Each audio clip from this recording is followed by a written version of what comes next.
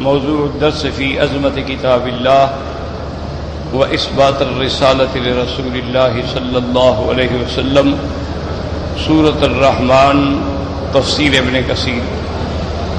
الحمد لله رب العالمين والصلاة والسلام على أشرف الأنبياء وسيد المرسلين سيدنا محمد وعلى آله وأصحابه أجمعين. اللهم صل على سيدنا محمد وعلى آل سيدنا محمد كما صليت على إبراهيم وعلى آل إبراهيم في العالمين إنك حميد مجيد. أعوذ بالله من الشيطان الرجيم. بسم الله الرحمن الرحيم. الرحمن علم القرآن خلق الإنسان علمه البيان. الشمس والقمر بحسبان والنجم والشجر يسجدان والسماء رفعها ووضع الميزان ألا تطغوا في الميزان وأقيموا الوزن بالقسط ولا تخسروا الميزان والأرض وضعها للأنام فيها فاكهة والنخل ذات الأكمام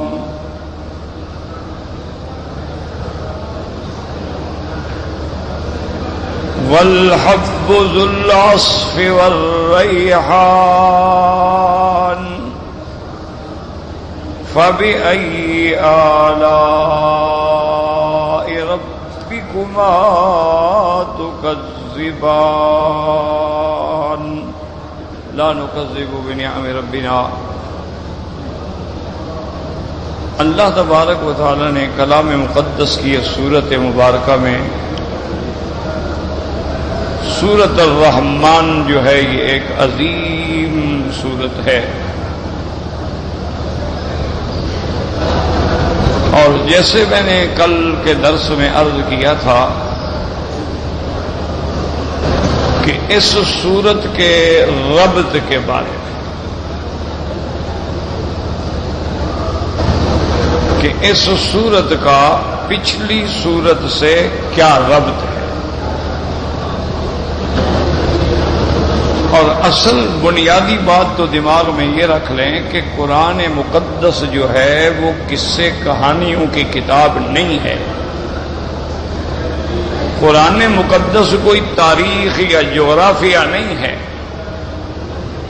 قرآن مقدس جو ہے وہ ہدایت ہے، وہ موعظہ ہے، وہ ذکرہ ہے، وہ رحمت ہے، وہ شفا ہے. تو جب اللہ کے قرآن کے اس چیز کو مد نظر رکھیں گے تو پھر یہ جھگڑا ہی نہیں ہوتا کہ جی ربط کیوں نہیں ہے، اور فلاں آیت فلاں سے کیوں نہیں مل رہی، فلاں سورت فلاں سے کیوں نہیں مل رہی.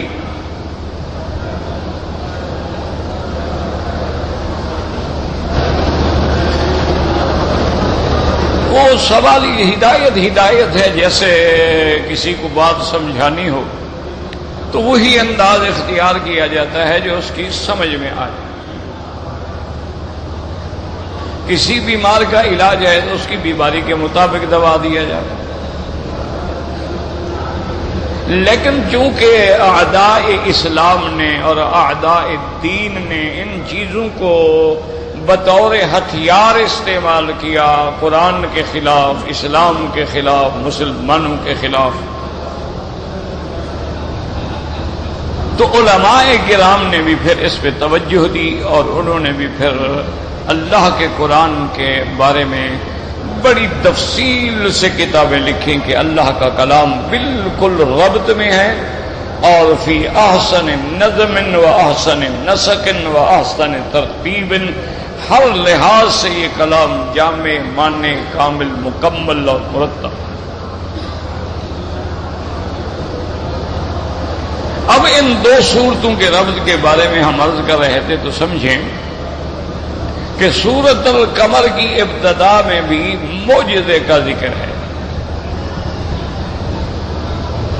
سورۃ القمر آپ پڑھ چکے ہیں تو اس کے اول میں کیا ہے؟ معجزہ ہے، اقتربت الساعۃ وانشق القمر۔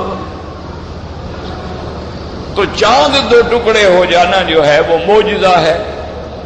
تو اس سورت کے اول میں بھی قرآن کا ذکر ہے، تو قرآن تو سب سے بڑا معجزہ ہے۔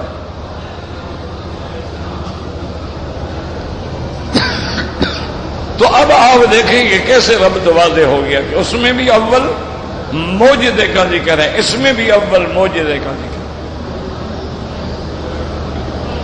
ہے۔ اس معجزے کا مقصد بھی اس بات نبوت حضرت محمد مصطفیٰ صلی اللہ علیہ وسلم۔ معجزات اللہ کیوں دیتے ہیں؟ کہ پیغمبر کی صداقت پہ دلیل۔ تو اللہ کا قرآن جو ہے وہ تو سب سے بڑا معجزہ ہے، وہ تو سب سے بڑی دلیل ہے میرے مدنی پاک سرکار دو عالم کی نبوت کی، کہ ایک انسان نے 40 سال تک کسی مدرسے میں قدم نہ رکھا ہو، کسی استاد کے پاس پڑھنے کے لیے نہ گیا ہو، کسی سے کوئی علمی سفر نہ کیا ہو، اور 40 سال کے بعد ایک ایسی کتاب لے کے آئے جو پورے عالم کے لیے کیمیا ہو۔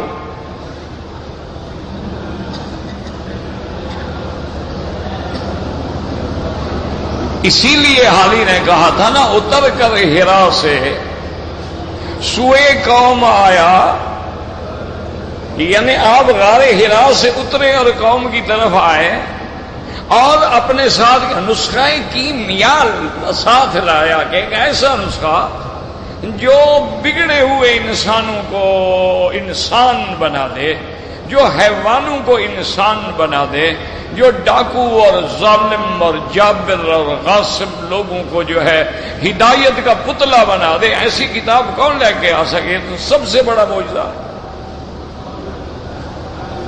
اس لیے اللہ تبارک و تعالی نے قرآن میں چیلنج کیا، وَإِن كُنتُمْ فِي رَيْبٍ مِّمَّا نَزَّلْنَا عَلَىٰ عَبْدِنَا فَأْتُوا بِسُورَةٍ مِّثْلِهِ وَادْعُوا شُهَدَاءَكُم مِّن دُونِ اللَّهِ إِن كُنتُمْ صَادِقِينَ۔ اللہ نے فرمایا اگر تمہیں شک ہے اس کتاب میں جو ہم نے اپنے عبد، اپنے بندے، اپنے نبی، اپنے رسول حضرت محمد مصطفیٰ پہ اتاری ہے، تو تم بھی اس کے مقابلے پہ ایک صورت بنا کے لے آؤ، اور وَادْعُوا شُهَدَاءَكُمْ، اور تمہارے گواہی دینے والے، تمہاری مدد کرنے والے، تمہارے بیان کرنے والے سارے جہان سے اللہ کے سوا سب کو اکٹھا کر لو، اگر تم سچے ہو تو ایک صورت بنا کے لاؤ۔ تو ثابت ہو گیا کہ یہ اللہ کا کلام ہے، اور جب اللہ کا کلام ہے تو محمد مصطفیٰ اللہ کے نبی ہیں، تو یہ تو سب سے بڑا معجزہ ہے۔ اور اسی طرح یہ بھی یاد رکھ لیں کہ معجزے تو اللہ نے ہر پیغمبر کو دیے ہیں، تمام انبیاء کو اللہ نے معجزات دیے۔ اللہ تبارک و تعالیٰ نے ہر پیغمبر کو اس بات نبوت و رسالت کے لیے نشانیاں دی ہیں، لیکن یاد رکھیں ہر معجزہ اپنے وقت میں تھا، وقت گزرنے کے بعد ختم ہو گیا۔ موسیٰ علیہ السلام کے معجزات ہیں، برحق ہیں، لیکن وہ زمانہ گزر گیا تو معجزہ بھی ختم۔ اللہ نے معجزہ حضرت عیسیٰ علیہ السلام کے معجزات، وقت گزر گیا معجزات بھی ختم۔ یہ تو عظیم معجزہ ہے اللہ کا قرآن ہے کہ حضور کی نبوت بھی قیامت تک، اور اللہ کے قرآن کی عظمت و اعجاز بھی قیامت تک۔ تو اس لیے اب دیکھیں، اب دونوں صورتوں کو جب آپ جوڑیں گے نا تو اللہ کی رحمت سے انسان کا دماغ روشن ہو جاتا ہے. اچھی کمال ہے کہ پہلی صورت میں بھی اول آیت میں معجزہ ہے اور دوسری صورت کے بھی اول میں معجزہ ہے، تو دونوں میں ربط ہے. اچھا، اور بعض علماء نے اس کو دوسرے انداز میں بھی انہوں نے فرمایا پہلی صورت میں اللہ کی ہیبت، عظمت، کبریائی کا اظہار ہے، اور اس صورت میں اللہ کی شان رحمت کا اظہار ہے. اس لیے وہاں اللہ تبارک و تعالی نے ایسا معجزہ دیا حضور صلی اللہ علیہ وسلم کو جو حضور کی نبوت پہ بھی دلالت کرے اور اللہ کی قدرت و ہیبت پہ بھی دلالت کرے کہ اشارے سے چاند جیسا کرہ دو ٹکڑے ہو جائے. کوئی چاند کی چھوٹی سی چیز تو نہیں ہے نا، چاند تو ایک بہت بڑا کرہ ہے. جیسے تمہاری زمین ہے اتنا بڑی ہے، تو چاند بھی اتنا بڑا ہے، اور سورج جو ہے وہ تو تمہاری زمین سے 16 گنا زیادہ بڑا ہے. تو وہاں جو اس سورج کے اندر اظہار ہیبت ہے، اظہار جلال ہے.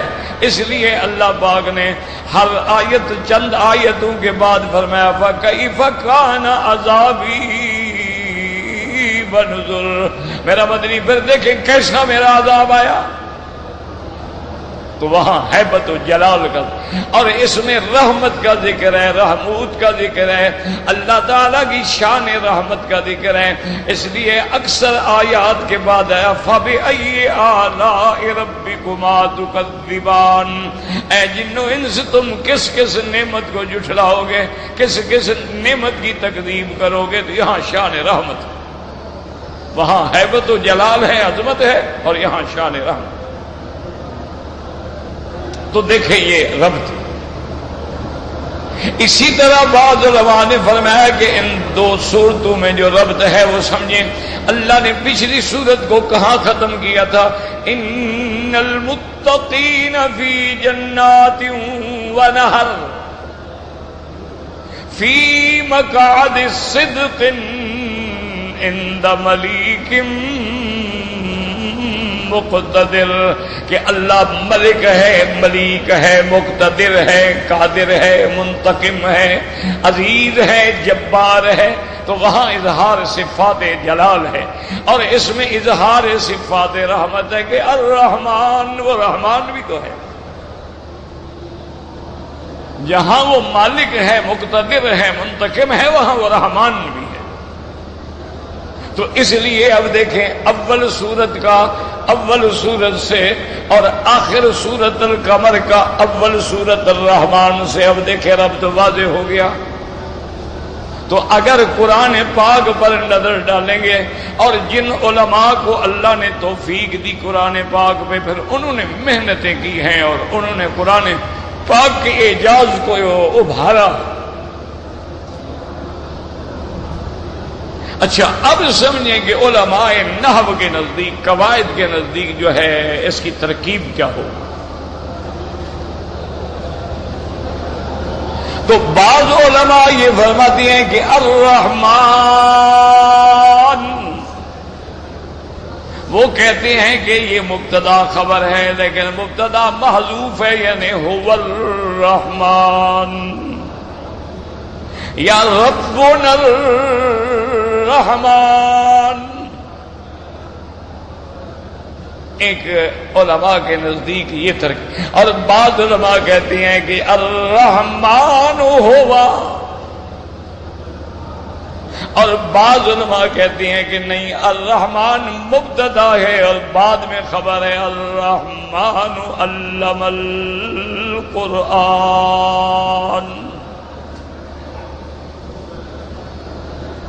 اور اسی طرح بعض علماء نے فرمایا یاد رکھو کہ اللہ کی جو رحمتیں ہیں وہ دو قسم کی ہوتی ہیں. ایک رحمت سابقہ ہوتی ہے اور ایک رحمت لاحقہ ہوتی ہے. اللہ کی رحمتیں جو ہیں وہ دو قسم پہ ہیں. یعنی رحمت سابقہ کیا مانا کہ اللہ نے انسان کو پیدا کیا، یہ سابقہ رحمت. اور اللہ کا رحمتیں کیا ہیں کہ پھر انسان کو جینے کے لیے، کھانے کے لیے، پینے کے لیے، زندگی کے لیے، بقا کے لیے اپنی نعمتیں دی۔ تو ایک رحمت وہ ہے جو سابقہ ہے پہلے، اور ایک رحمت ہے بعد میں۔ تو تخلیق انسان جو ہے یہ رحمت ہے۔ اچھا، انسان کو پیدا کر دو اور کھانے پینے کے لیے کچھ نہ دو تو مر جائے گا۔ تو اللہ تبارک و تعالیٰ نے بیان نے کیسے اس کے لیے انتظام کیا کہ جیسے جیسے وہ غذا کا محتاج تھا اس کے لیے اسی غذا کا انتظام کیا ہے۔ بچہ پیدا ہوتا ہے، اب کچھ نہیں کھا سکتا، کچھ نہیں پی سکتا، اب جناب سب سے نرم اور رحمت والی غذا جو ہے وہ دودھ ہوتا ہے۔ اب دودھ میں بھی ماں باپ ڈرتے ہیں کہ بھئی پہلے دن کا بچہ ہے، اب اس کو بکری کا دودھ پلائیں، گائے کا پلائیں، بھینس کا پلائیں، پاؤڈر والا پلائیں، کون سا دودھ پلائیں؟ اللہ نے فرمایا انتظام کرنے کی ضرورت نہیں ہے، جس ماں کے پیٹ میں میں نے اس کو پالا ہے اسی کے سینے میں اس کی خوراک بھی رکھ دی ہے۔ آپ کیوں فکر کر رہے ہیں؟ جب یہ ماں کے پیٹ کے اندر تھا تو وہاں بھی تو میں نے اس کو غذا دی ہے نا، اسے بغیر غذا کے تو زندہ نہیں رہا نا۔ اور پیدا ہونے کے بعد بھی میں نے ماں کے سینے پہ اس کے لیے ماشاءاللہ بڑا اہتمام کر دیا ہے، اور ایسا اہتمام کیا کہ 2 پستان، ایک بھی نہیں 2۔ حکمت دیکھیں نا اللہ کی کہ عورت کے 2 پستان ہوتے ہیں نا، مطلب ایک پستان سے بھی تو دودھ دیا جا سکتا ہے نا، پھر 2 کی کیا ضرورت تھی؟ بھئی اگر بچے کو دودھ پلانا ہے بعد میں آپ فیڈر جو لگاتے ہیں تو ایک لگاتے ہیں، 2 فیڈر کٹھے تو نہیں لگاتے ہیں نا۔ تو وہاں اللہ نے سینے پہ یہ انتظام کر دیا ہے کہ سینے پر اللہ تبارک و تعالیٰ نے 2 پستان رکھ دیے ہیں اور دونوں سے دودھ آتا ہے۔ تو بعض علماء نے فرمایا کہ اللہ کی ہر چیز میں حکمت ہے کہ اگر بچے جاڑے پیدا ہو جائیں، 2 پیدا ہو جائیں اور دونوں دودھ کے لیے رونے لگیں تو پھر ایک ہو تو دوسرا تو روتا رہے نا۔ اللہ نے دونوں کے لیے انتظام کرے، اس کو ادھر سینے سے لگا دو، اس کو ادھر سے لگا دو۔ اچھا، اسی طرح ہے کہ ہو سکتا ہے بچے کے چوسنے سے کوئی تکلیف ہو جائے، کوئی الرجی ہو جائے، کوئی اس میں کوئی دانہ پیدا ہو جائے، چلو دوسرا تو ہے نا، بچے کو بھوکا تو نہیں مارنا ہے۔ تو اللہ تبارک و تعالیٰ نے ایسا انتظام کیا ہے۔ اچھا، اور خدا کی شان دیکھو کہ پستان تو بچی کے ظاہر ہونے شروع ہو جاتے ہیں نا بلوغ کے وقت میں، لیکن جب تک شادی نہ ہو، جب تک بچہ پیدا نہ ہو، دودھ نہیں آتا۔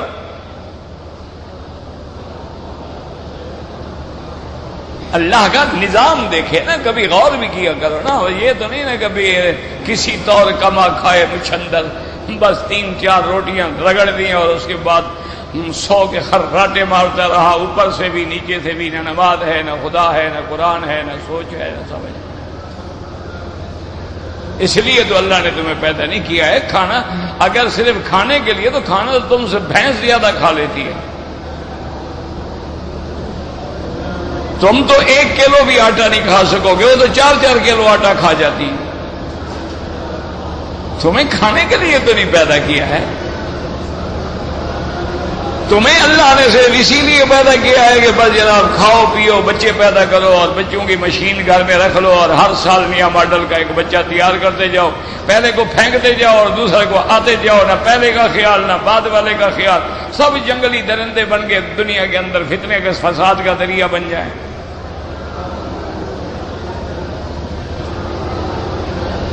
اللہ کے نظام پہ غور کرو۔ اب دیکھو نا جی کہ پستان پہ بھی پھر اللہ نے کیسی چھوٹی سی جگہ بنا دی ہے کہ بھئی بچہ ہے اور وہ سارے پستان کو تو منہ میں نہیں لے سکتا نا،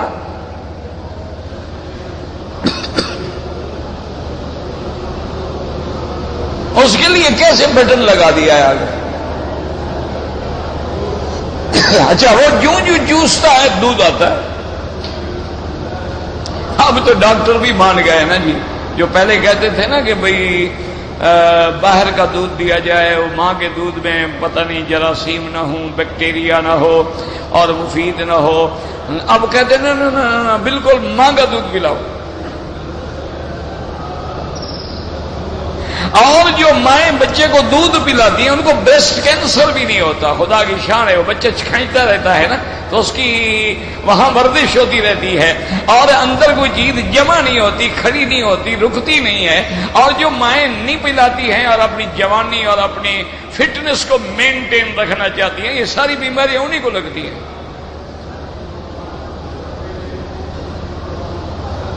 ہماری عورتیں گھروں میں کے اندر ماشاءاللہ جب چکی پیستی تھیں 10-10 کلو دانا صبح کو پیسنا، اچھا گھر میں بڑے بڑے صحن ہوتے تھے، دلان ہوتے تھے، اس میں جھاڑو لگانا، پھر پوچھا لگانا، پھر آگ جلانا، پھر اس پہ آگ پہ کھڑے ہو کے روٹی پکانا۔ ان کو کبھی شوگر ہوئی تھی؟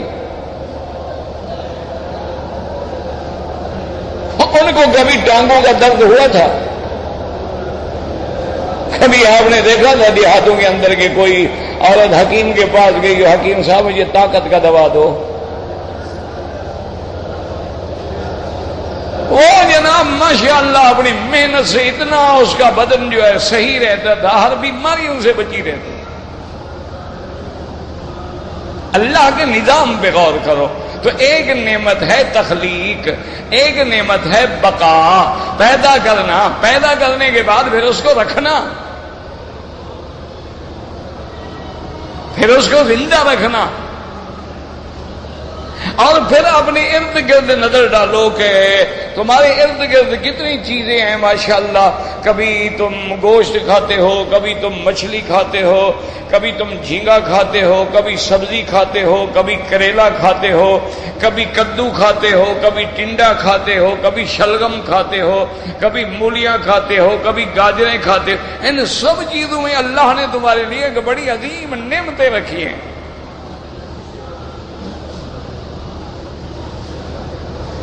یہ ہم غریب لوگ جو دال شال پہ گزارا کرتے ہیں نا، تو ہمارے گھروں میں دیکھتے، اور جب پڑھتے تھے تو دال کے سوا تو ملتے ہی کچھ نہیں تھا۔ ہفتے میں ایک دن گوشت ہوتا تھا، وہ بھی بڑے جانور کا، اور وہ بھی ماشاءاللہ گلا ہوا ایسے ہوتا تھا کہ 2 طالب زور لگاتے تھے تب بھی بوٹی نہیں ٹوٹتی تھی۔ دیہات میں مدرسے تھے، کیا ہفتے کے بعد، 10 دن کے بعد، مہینے کے بعد کبھی گوشت مل گیا، ورنہ کیا ہوتا تھا؟ یہ ساگ ہے جی، یہ پالک ہے، یہ گندلوں کا ساگ ہے، اور یہ اسو کا ساگ ہے، اور یہ فلاں ساگ ہے، یہ دال ہوتی تھی۔ اب تو جناب جو بڑے بڑے آپ کے 5 سٹار اور 7 سٹار ہوٹل ہیں نا، ان کے بعد جائیں تو وہ جو سب سے اچھا سوپ سمجھا جاتا ہے وہ دال کا سوپ پلاتے ہیں۔ اب ان کو بھی پتہ لگ گیا کہ یہ اچھی چیز ہے۔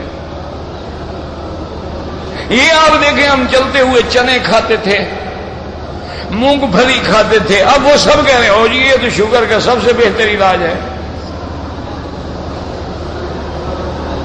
ہمارے دیہاتوں میں آپ کو یاد ہوگا کہ سالن کے اندر نمک بھی تھا، مرچ بھی تھی، ہلدی بھی تھی، اور لونگ بھی ڈالے جاتے تھے، دار چینی بھی ڈالی جاتی تھی۔ اب تو نئی تحقیقات جو ہیں وہ چیخ چیخ کے کہہ رہی ہیں، وہ کہتے ہیں سینے کے لیے دار چینی سے بہتر علاج ہی کوئی نہیں ہے کہ دار چینی پانی میں ڈالیں، چائے کی طرح پکائیں، اور پکتی رہے پکتی رہے پکتی رہے، جب بالکل پانی اچھی طرح پک جائے اتار کے چائے کی طرح پی لے، سارا سینہ تمہارا صاف کر دے۔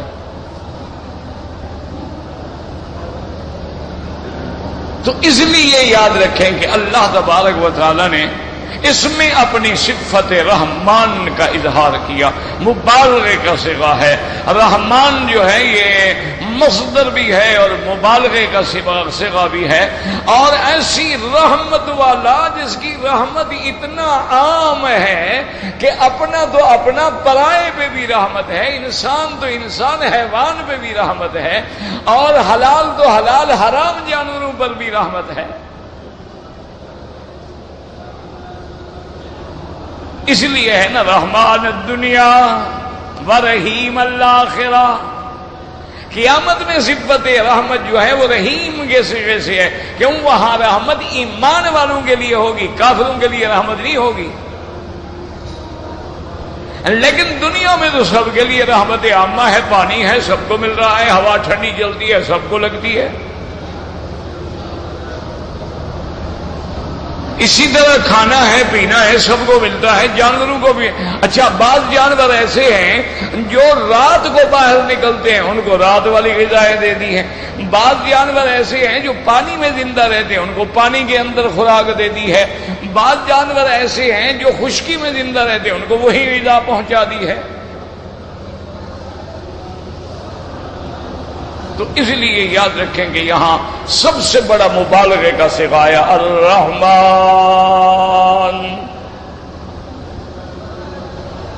اور اس کے بعد یاد رکھیں کہ یہ کافروں کا بھی رد ہے۔ کیوں؟ کافر جو تھے، مشرک جو تھے مکے کے، وہ یہ کہتے تھے کہ جی ہم رحمان نہیں جانتے، اسی لیے جب سرکار دو جہانے رحمت دو عالم صلی اللہ علیہ وسلم نے سہیل ابن عمرو کے ساتھ صلح نامہ لکھا تو حضرت علی رضی اللہ تعالی لکھا بسم اللہ الرحمن الرحیم، تو سہیل نے کہا لا لا لا یا رسول اللہ ہم نہیں جانتے من الرحمن والرحیم، ہم نہیں جانتے، ہم تو صرف ایک خدا کو مانتے ہیں۔ دیکھو کیسے توحید بیان کر رہے ہیں، 360 بت رکھا ہوا ہے، اب کہتے ہیں ہم ایک کو مانتے ہیں۔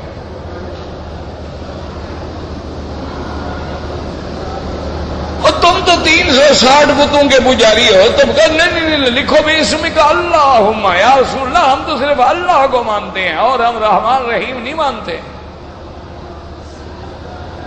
توحید دیکھو کیسی ہے، جیسے ہمارے بھی ماشاءاللہ بھائی کہتے ہیں اور جی ہم تو ماشاءاللہ بڑے پکے موحد ہیں، رات دن کلمہ شریف پڑھتے ہیں، ہم تو رات دن اللہ کی نماز پڑھتے ہیں، یہ تو کبھی کبھی بزرگوں کی مزار پہ بھی سجدہ کر لیتے ہیں، یہ تو تعظیم کے لیے ہے نا۔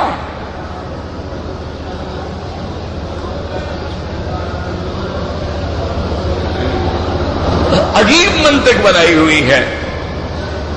حضور نے فرمایا حضرت علی سے کہ جو کہتے ہیں لکھو، تو اب انہوں نے رحمان پہ اعتراض کیا تھا، اسی طرح انہوں نے کہا تھا کہ قرآن حضور پاک پر اللہ نہیں اتارتے، معلم مجنون، آپ تو سیکھ کے آتے ہیں، یعلمہ بشر، ایک انسان ان کو پڑھاتا ہے۔ اللہ نے فرمایا الرحمن علم القرآن، جس رحمان کو تم نہیں پہچانتے ہو وہ تو وہ رحمان ہے جس نے قرآن پڑھایا، وہ رحمان۔ قل ادعوا اللہ ادعوا الرحمن ایما تدعوا فلہ الاسماء الحسنى، اللہ کو یا اللہ کہہ کے پکارو، یا رحمان کہہ کے پکارو، یا رحیم کہہ کے پکارو، یہ سب اس کی صفتیں ہیں، جس طرح چاہو پکار سکتے ہو۔ لیکن علماء فرماتے ہیں کہ بعض صفتیں خاصہ ہوتی ہیں جو کسی اور پہ اس کا اطلاق بھی نہیں ہو سکتا ہے، اور بعض جو ہے وہ اس میں ذات ہے جیسے اللہ، اور یہاں اللہ نے اپنی اس صفت کا اظہار کیا ہے جس صفت سے پورے عالم پہ رحمت ہے۔ الرحمن علم القرآن، یاد رکھو اللہ نے قرآن پڑھایا، کس کو پڑھایا؟ اس لیے علماء فرماتے ہیں کہ یاد رکھو کہ یہاں محذوف ہے، یہاں مفعول جو ہے وہ محذوف ہے۔ بعض علماء فرماتے ہیں علم جبرائیل، اللہ نے جبریل کو قرآن پڑھایا، اور بعض فرماتے ہیں علم محمدن، اللہ نے محمد مصطفیٰ کو قرآن پڑھایا۔ یاد رکھیں کہ کیوں بعض علماء نے فرمایا کہ اللہ تبارک و تعالیٰ نے سب سے پہلے قرآن جو ہے وہ جبریل پہ پڑھا ہے، اور پھر اللہ کے حکم سے جبریل علیہ السلام نے آ کے حضرت محمد مصطفیٰ پہ پڑھا ہے۔ اس لیے قرآن نے بیان کیا انہ لقول رسول کریم ذی قوت عند ذی العرش مکین، مطاع ثم امین. اور دوسری جگہ اللہ فرماتے ہیں وَإِنَّهُ لَتَنزِيلُ رَبِّ الْعَالَمِينَ نَزَلَ بِهِ الرُّوحُ الْأَمِينُ عَلَى قَلْبِكَ لِتَكُونَ مِنَ الْمُنذِرِينَ بِلِسَانٍ عَرَبِيٍّ مبین. اب دیکھیں شاہ اللہ کا کلام قرآن، اللہ نے سارا قرآن الف سے لے کر یہ تک سارا لکھوا کے قلم سے محفوظ کر دیا. بل هو قرآن مجید فی لوح محفوظ. پھر لوح محفوظ سے قرآن کو لیلۃ القدر کی رات میں اتارا آسمان دنیا پر. ایک مقام ہے بیت العزت، پھر بیت العزت میں آ کے قرآن کو محفوظ کیا گیا. اور جب قرآن زمین پہ اترا تو کائنات میں میرے مدنی محمد مصطفیٰ سے کوئی افضل، کوئی اعلیٰ، کوئی عرفہ شان والا نہیں تھا. اللہ نے فرمایا میرا مدنی اب اس کو تیرے سینے میں، تیرے دل میں اتاروں گا. علی قلبک. اس لیے اور بعض علماء فرماتے ہیں کہ الرحمن علم القرآن. وہ کہتے ہیں علم القرآن سے مراد یہ ہے کہ علم الانسان، اللہ نے انسانوں کو قرآن سکھایا، پڑھایا، سمجھایا کہ ہر انسان مسلمان جو ہے وہ قرآن پڑھتا ہے. وہ کہتے ہیں آگے چونکہ مطلق جن سے انسان کا ذکر ہے. اچھا بعض علماء فرماتے ہیں کہ یہاں جو لفظ ہے یاد رکھو الرحمن علامہ. علامہ کبھی عرفہ کے معنی میں ہوتا ہے اور علامہ کبھی علامت کے معنی میں بھی ہوتا ہے، نشانیوں کے معنی میں بھی ہوتا ہے. یعنی یہاں علامت کا معنی لیں گے تو معنی ہوگا کہ وہ رحمان جس نے قرآن کو نشانی بنا کے محمد مصطفیٰ کی صداقت کے لیے بھیجا. تو یہاں جو ہے علامہ کا معنی جو ہے یاد رکھیں علامت سے بھی آتا ہے اور علامہ عرفہ کے معنی میں بھی آتا ہے اور علامہ پڑھانے کے معنی میں بھی آتا ہے. علامہ آدم الاسماء کلھا. اور کہیں فرماتے ہیں علم الانسان ما لم یعلم. اور کہیں فرماتی ہیں علمناہ من لدنا علما.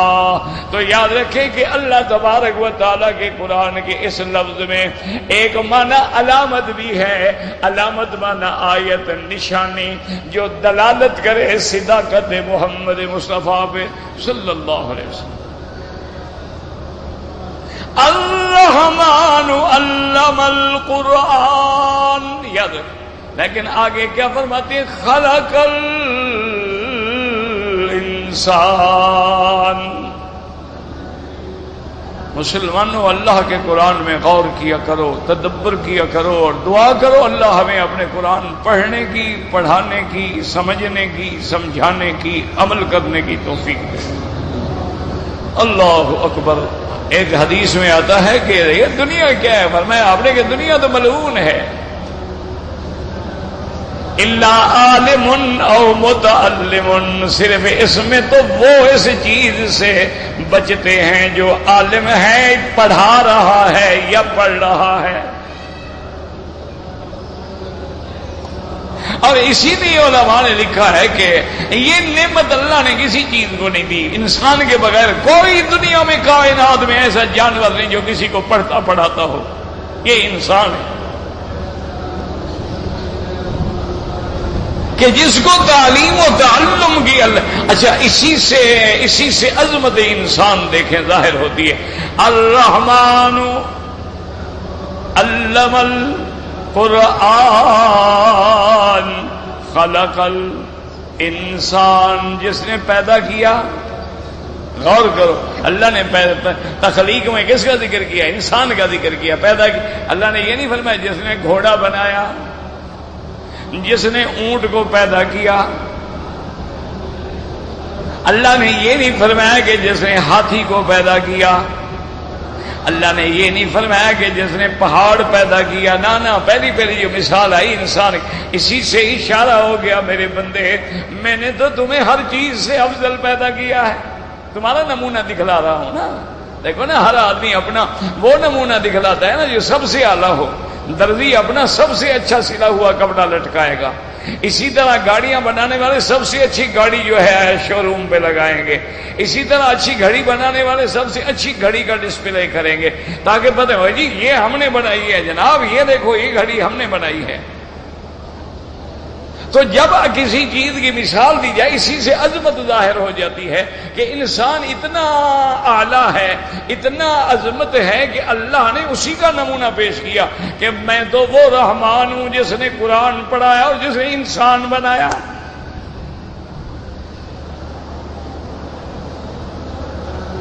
اس لیے ہے نا کہ وَلَقَدْ كَرَّمْنَا بَنِي آدَمَ وَحَمَلْنَاهُمْ فِي الْبَرِّ وَالْبَحْرِ۔ اللہ نے فرمایا بنی آدم میں نے تمہیں عزت دی ہے، شان دی ہے کہ دریا بھی تیرے ماتحت ہیں اور جنگل بھی تیرے ماتحت ہیں اور جانور بھی تیرے ماتحت ہیں، تو سب پہ اڑ رہا ہے، ہواؤں پر بھی سفر کر رہا ہے۔ اسی لیے روایات اسرائیلیہ میں آتا ہے کہ اللہ تبارک و تعالیٰ نے جب پہاڑ پیدا کیے، فرشتوں نے تو نہیں دیکھا تھا نا پہاڑ دیکھے ان کا اللہ بھی ہے یہ تو بڑی سخت چیز ہے، پہاڑ یہ تو اتنا پتھر، یہ تو آدمی کا سر ٹکرائے تو آدمی کا سر پھٹ جائے، اٹھا کے پتھر مارو تو سر پھاڑ دو، یہ تو بڑی سخت چیز ہے۔ اللہ اس سے بھی کچھ سخت چیز ہے، اللہ نے فرمایا ہاں اس سے بھی میں نے سخت چیز پیدا کی، مولا اس سے بھی۔ اللہ نے فرمایا دیکھو لوہے کی طرف نظر ڈالو، یہ لوہا میں نے ایسا پیدا کیا ہے جو پہاڑوں کو بھی توڑ ڈالے گا۔ دیکھا نہیں ہے لوہا لگ رہا ہے، لگتے ریزا کر دیتا ہے پہاڑوں۔ یا اللہ یہ لوہا تو بہت سخت ہے، اس سے بھی آپ نے اور سخت چیز کوئی پیدا کی ہے؟ فرمایا بالکل اس سے بھی سخت چیز پیدا کی۔ بولا وہ کیا؟ فرمایا آگ ہے، لوہے کو ڈالو آگ میں پگھل کے پانی ہو جائے گا۔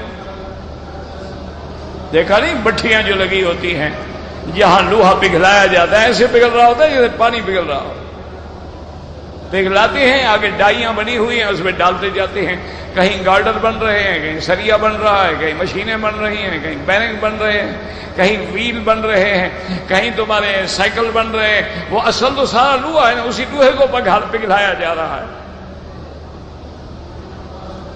میں کہا واقعی مولا یہ آگ تو بڑی بلا ہے، یہ تو لوہے کو بھی پگھلا دیتی ہے۔ یا اللہ آگ سے بھی کچھ زیادہ سخت چیز ہے؟ فرمایا ہاں آگ سے بھی سخت چیز۔ یا اللہ وہ کیا چیز ہے؟ فرمایا پانی ہے، ڈالو آگ میں آگ ختم۔ میں نے پانی پیدا کر دیا، آگ کو بجھا دیتا ہے، آگ ختم کر دیتا ہے۔ کہنے کہ یا اللہ واقعی یہ پانی تو یہ تو بڑا زور والی چیز ہے، یہ تو آگ کو بھی ختم کر دے۔ اور کوئی چیز ہے جو پانی پر بھی غالب ہے؟ فرمایا ہاں میں نے ہوا پیدا کی، ہوا چلا دیتی ہے پانی خشک ہو جاتا ہے۔ دیکھا نہیں ہے کہ سیلاب آئے پانی کھڑا ہو گیا، اب دھوپ نکلی ہوائیں لگی، آہستہ آہستہ خشک ہو گیا۔ یا اللہ پھر ہوا سے بھی کوئی بڑی چیز ہے؟ اللہ نے فرمایا کہ میں نے انسان پیدا کیا جو ہواؤں پہ بھی سواری کرے گا، جس کے تخت جو ہیں یہ ہوائیں اڑائیں گی اور وہ تخت پہ بیٹھا ہوگا۔ تو اس لیے اللہ نے جب تخلیق میں سب سے پہلے انسان کا ذکر فرمایا ہے اور اپنی رحمت کے اظہار میں پہلے انسان کا ذکر فرمایا ہے تو دلیل ہے کہ انسان بڑی اشرف چیز ہے۔ اللہ نے انسان کو بڑا عظمت والا اور شان والا تکریم والا اللہ نے پیدا کیا ہے۔ اس لیے اللہ نے فرمایا خلق الانسان۔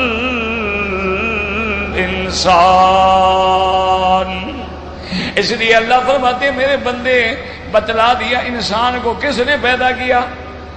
کس نے؟ اللہ نے۔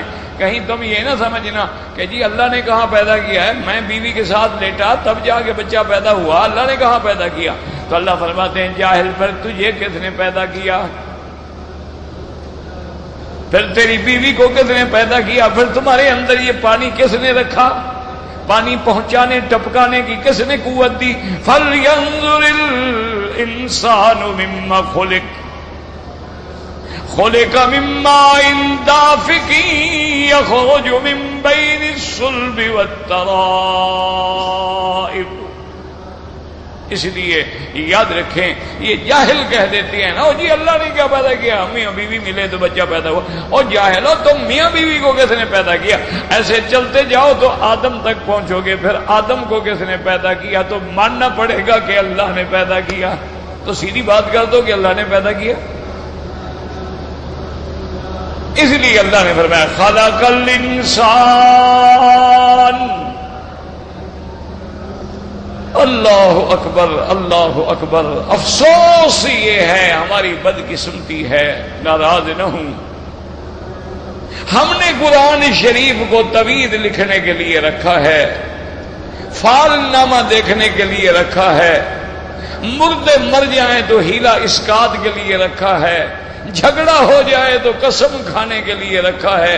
ہم نے قرآن کو نہ سمجھا ہے نہ قرآن میں کبھی غور کیا. اور آج دشمن دیکھو، جن کو تم کافر کہتے ہو، دشمن اسلام ہیں، انہوں نے قرآن کی چیزوں پہ غور کیا، وہ تخلیق انسانیت کے مراحل پہ غور کرتے رہے کہ نطفہ ہے، پھر علقہ ہے، پھر مضغہ ہے، پھر گوشت چڑھایا جاتا ہے، پھر روح پھونکی جاتی ہے، اور یہ 2 قطرے پانی کے جمع ہوتے ہیں، ان میں وائی ایکس جرثوم ہوتے ہیں. وہ اس میں سے سرچ کرتے کرتے کرتے کرتے آج وہاں پہنچ گئے ہیں کہ ڈی این ٹیسٹ سے پتہ لگا کے بتا دیتے ہیں کہ یہ تمہارا بیٹا ہے کہ نہیں.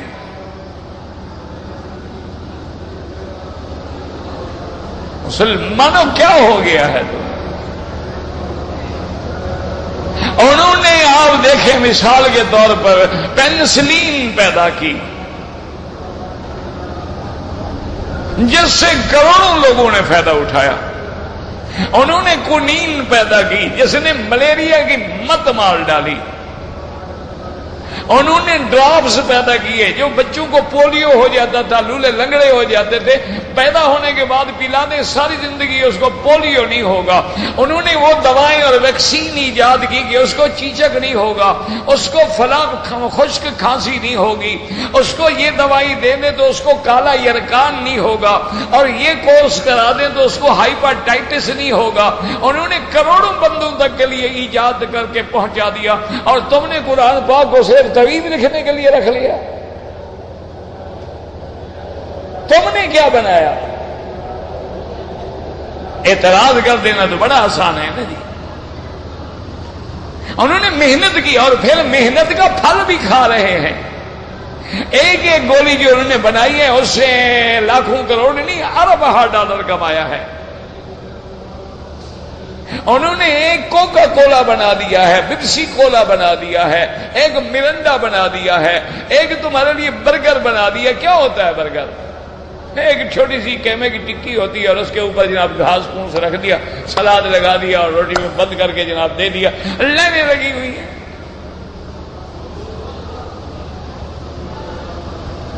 تم نے آلو ایک دوسرے کے مارنے کے کام لگائے. انہوں نے اسی آلو کو جناب کئی شکلیں دے ڈالی، کہیں فنگرز بنا دیے، کہیں ہیش ٹومیٹو بنا دیا، کہیں اس کا جناب انہوں نے باریک باریک کاٹنے کے بعد نمک والا بنا دیا، کہیں اس کو سرکے والا بنا دیا، کہیں اس کو کیچپ والا بنا دیا. مختلف چیزیں بنا کے وہی تمہارا آلو جو تم سے 10 روپے کلو لیا تھا تمہیں پھر 2000 روپے کلو بیچا.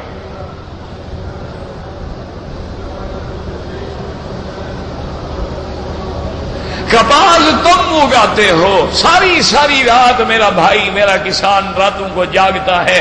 سانپ ہے، بچھو ہے، بغیر جوتی کے بیچارہ اندھیرا ہے، سردی ہے، گرمی ہے، کوئی لالٹین نہیں ہے، کوئی بجلی نہیں ہے. وہ بس پانی میں جا رہا ہے، پانی لگا رہا ہے، پانی پہ پہرا دے رہا ہے، اور جناب بوٹی کے ساتھ کوئی گندگی کوئی گھاس پیدا اس کو کاٹ رہا ہے.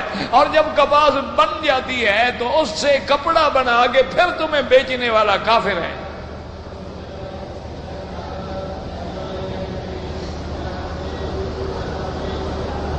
انہوں نے کام کیا، انہوں نے محنت کی، اللہ محنت کا پھل دیں گے. یہ اللہ کی تو ساری مخلوق ہے، مسلمان بھی مخلوق ہے، کافر بھی مخلوق ہے. جو محنت کرے گا دنیا میں تو اس کو پھل ملے گا. یہ الگ بات ہے کہ وہ آخرت باقی نعمتوں سے محروم ہو جائیں گے، چونکہ ان کا آخرت پر ایمان نہیں ہے، ان کا اللہ پر، اللہ کے رسول پر، قیامت پر چونکہ ایمان نہیں ہے، جب وہ آخرت کو مانتے ہی نہیں تو اللہ ان کو کیوں وہاں انعام دے؟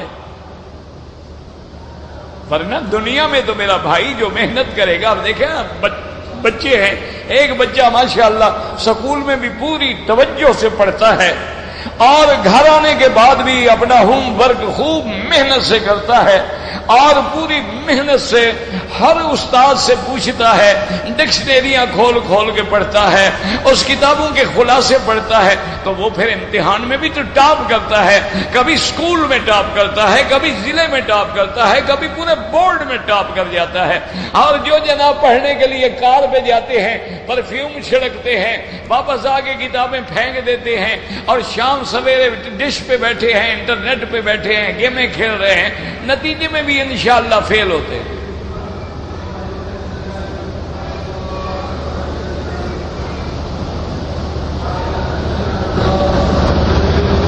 اسی لیے بزرگوں نے کہا ہے نا، کسب کمال کن، کسب کمال کن کے عزیز جہاں شوی، کہ جو کام کرو نا اس کی کمال تک جاؤ، اس کے کمال تک پہنچو، پھر تمہیں لوگ محبت کریں گے، تمہیں اپنا محبوب بنائیں گے، تم ہیرو بن جاؤ گے۔ اب دیکھیں نا، ایک موچی ہے، موچی ہوتی ہے نا، لیکن وہ ایک جوتے بنانے میں اس نے کمال کیا ہے۔ وہ ہمارے علاقوں میں ایک ہوتا تھا، مر گیا میرے خیال میں، وہ 4 تولے کا خصا بنا دیتا تھا اور وہاں جناب لین لگی ہوتی تھی بڑے بڑے دینداروں کی، جب 500 روپے میں جوتی مل جاتی تھی نا، اس وقت بھی وہ 2000 روپے لیتا تھا۔ کیوں؟ اس میں کمال کیا نا اس نے۔ اچھا، مٹی کے برتن ہیں احمد پور شرکیہ میں، آپ دیکھیں کمال ہے، ساری دنیا ان کو لے جاتی ہے ڈیکوریشن پیس کے لیے، رکھنے کے لیے۔ اسی طرح دیکھیں بعض لوگ چمڑے سے بناتے ہیں، بعض لوگ لکڑی سے بناتے ہیں۔ تو جب کمال کو پہنچو گے تو پھر عزیز بنو گے نا، اگر کمال نہ ہو تو پھر کون دیکھتا ہے؟ اللہ کا کمال قدرت دیکھیں، انسان بنایا، اور پھر سب سے بڑا کمال دیکھیں، انسانوں کا سردار محمد مصطفیٰ پیدا صلی اللہ علیہ وسلم۔ اللہ اکبر، اللہ اکبر، ایسا شان والا نبی پیدا فرمایا، اور اس کی صورت، سیرت، کردار، احوال، افعال، اقوال ایسا عظیم نمونہ بنا دیا پوری دنیا کے لیے۔ تو اس لیے ہمیشہ یاد رکھیں کہ اللہ نے تو ہمیں پہلا سبق یہی دیا تھا، اقرأ باسم ربک الذی خلق، خلق الانسان من علق۔ جو ہمارا پہلا سبق تھا ہم بھول گئے اور دشمنوں نے یاد کر لیا۔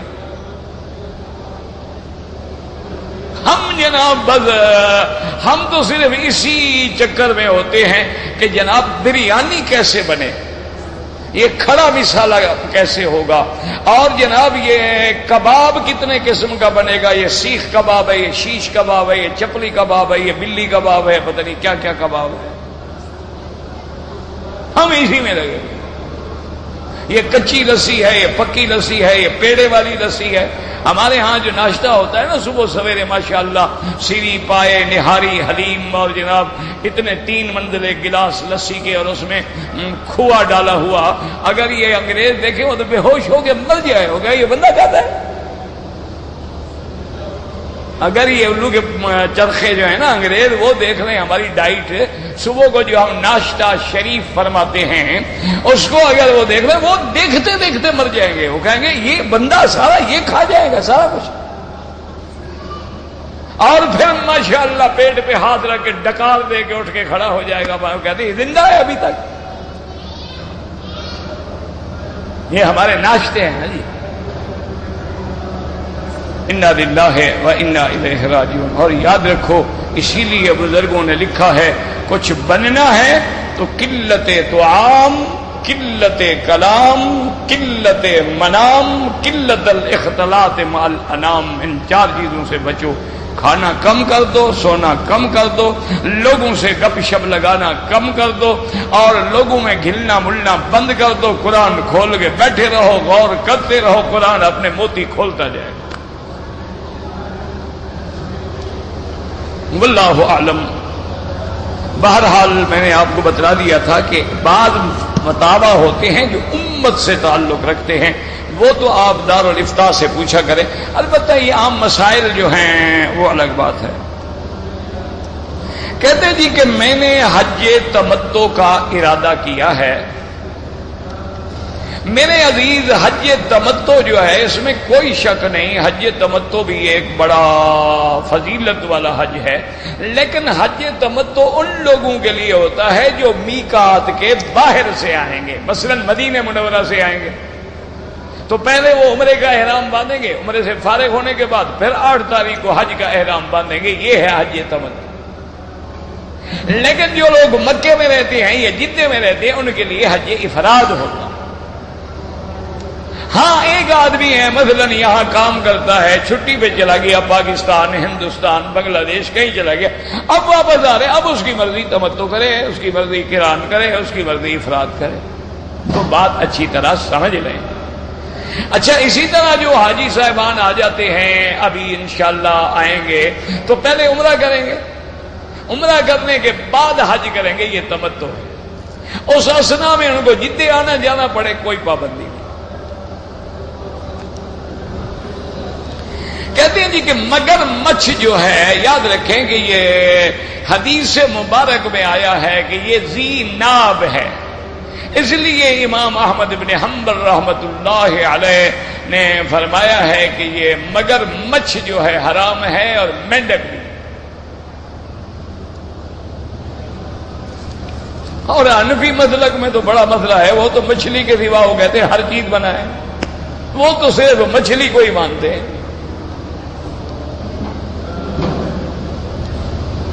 کہتے جی کہ میں مکہ مکرمہ میں رہتا ہوں، میں نے رمضان المبارک مکے میں گزارا ہے اور عید بھی مکے میں کی ہے، تو جمہور علماء کے نزدیک افضل یہ ہے کہ جہاں آدمی عید کرے فطرانہ بھی وہیں ادا کرے۔ گو بعض علماء نے حاجات خاصہ میں اجازت دی ہے کہ جیسے اب سیلاب آ گیا، عذاب آ گیا، لوگ پریشان ہو گئے تو لوگوں نے ادھر بھیج دیا، غریبوں کی مدد ہو جائے، تو انشاءاللہ اللہ قبول فرمائے، ورنہ جمہور یہی فرماتے ہیں کہ جہاں عید کرو وہاں فطرانہ ادا کرو۔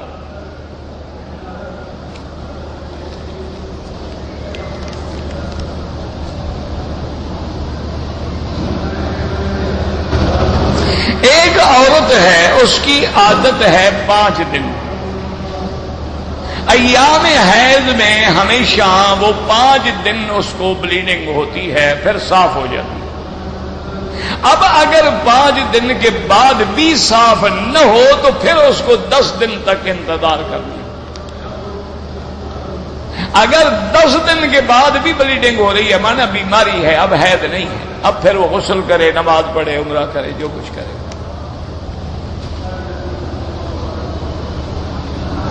یہی میں نے بتا دیا ہے کہ چونکہ فقہائے کرام فرماتے ہیں کہ کم از کم حیض کی مدت جو ہے وہ 3 دن ہے، اور زیادہ سے زیادہ جو ہے وہ 10 دن ہے۔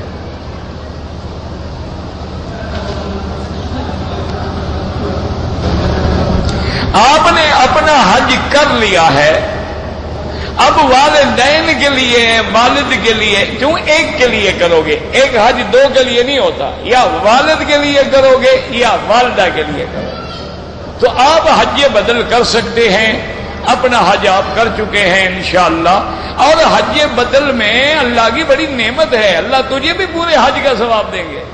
یہ نہیں ہے کہ تمہارا حج ضائع ہو جائے گا، بلکہ فائدہ ہو گیا، یعنی ایک حج میں 2 حج کما لیے، والد کا بھی حج ہو گیا، تمہارا بھی حج ہو گیا۔ بلکہ ایک حدیث مبارک میں آتا ہے کہ تینوں کو برابر اجر ملتا ہے۔ کیا معنی؟ ایک آدمی ہے جس کے لیے آپ حج کر رہے ہیں، ایک وہ ہے جو حج کر رہا ہے، ایک وہ ہے جس نے خرچہ دیا کہ یار خرچہ میں دیتا ہوں تو والد کا حج بدل کرو، تو خرچ دینے والے کو بھی اللہ پورے حج کا ثواب عطا فرما دیتا۔ رحمت کے دریا ہیں۔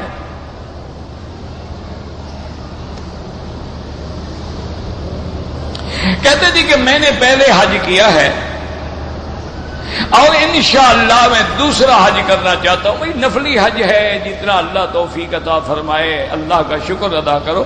جہاں تک میرا بھائی سر منڈانے کا تعلق ہے، عمرہ کرو یا حج کرو، 1 کرو 2 کرو یا 10 کرو، ہر حج کے بعد اور عمرے کے بعد افضل یہ ہے کہ سر پہ اس طرح پھروایا جائے. کیوں؟ یہ اللہ نے قرآن میں اس کا ذکر کیا، محلقین رؤوسکم ومقصرین. تو اللہ نے اس طرح پھرانے والوں کا ذکر پہلے فرمایا، بال کٹانے والوں کا ذکر بعد میں فرمایا. اور اسی طرح حضور پاک نے بھی جب دعا مانگی حج میں مینا میں اپنے سر پہ اس طرح پھروانے کے بعد، تو آپ نے فرمایا اللہم اغفر للمحلقین، اللہ آج جنہوں نے اس طرح پھروایا ان کی مغفرت فرما. صحابہ نے کہا حضور لوگوں نے بال بھی تو کٹائے ہیں، ان کے لیے بھی دعا کر دیں. آپ نے فرمایا اللہم اغفر للمحلقین، اللہ اس طرح پھرانے والوں کی مغفرت فرما. انہوں نے کہا حضور جی انہوں نے بال کٹائے، فرمایا اللہم اغفر للمحلقین، اس طرح پھرانے والوں کی مغفرت فرما. چوتھی دفعہ فرمایا کہ اللہ بال کٹانے والوں کی بھی مغفرت فرما. تو اتنا افضل ہے بال منڈانا. اور پھر سب سے بڑی بات کیا ہے کہ سرکار دو عالم نے، امام الانبیاء نے اس طرح پھرایا ہے اور تم مسئلے پوچھتے پھرو. سب سے افضل ہے اس طرح پھراؤ. اگر کوئی ایسی مجبوری ہے تو پھر سارے سر کے بال جو ہیں کٹواؤ. یہ نہیں کہ 2 ادھر سے کاٹ لیے اور 2 ادھر سے کاٹ لیے.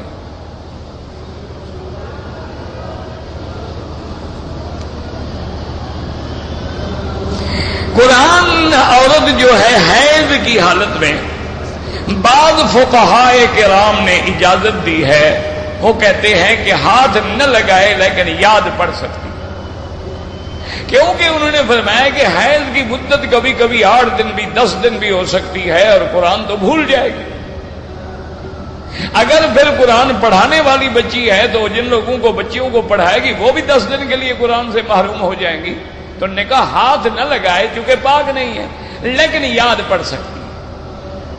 البتہ جنابت کی حالت میں کسی کے نزدیک بھی نہیں پڑ سکتی. کیوں؟ جنابت سے پاک ہونا تو اس کے اپنے ہاتھ میں ہے نا، کہ عورت کو جنابت ہو گئی، اب فوراً جاؤ حمام میں غسل کر لو، بات ختم ہو گئی، پاک ہو گئی. لیکن حیض تو اپنے ہاتھ میں نہیں ہے. لیکن احناف کے علماء جو ہیں وہ کہتے ہیں کہ نہیں، حیض کی حالت میں بھی یاد بھی قرآن نہیں پڑھ سکتی. البتہ استانی ہے تو بیٹھ کے سنتی رہے، اور جہاں کوئی بچی غلطی کرے تو وہاں ہاں ہوں کر کے یا ایک آدھا حرف منہ سے نکال کے اس کو ٹوک دے تاکہ وہ سنبھل جائے، لیکن خود تلاوت نہ کرے. لیکن حنابلہ رحمہ اللہ تعالی علیہم اور باقی شوافع رحمہ اللہ فرماتے ہیں کہ ہاتھ نہ لگائے لیکن یاد پڑھنا جو ہے منع نہیں ہے. بہرحال یہ اللہ کا کلام ہے، جتنا ادب احترام ممکن ہے کیا جائے. واللہ اعلم. اللہم صلی علی سیدنا محمد وعلی آل سیدنا محمد وبارک وسلم.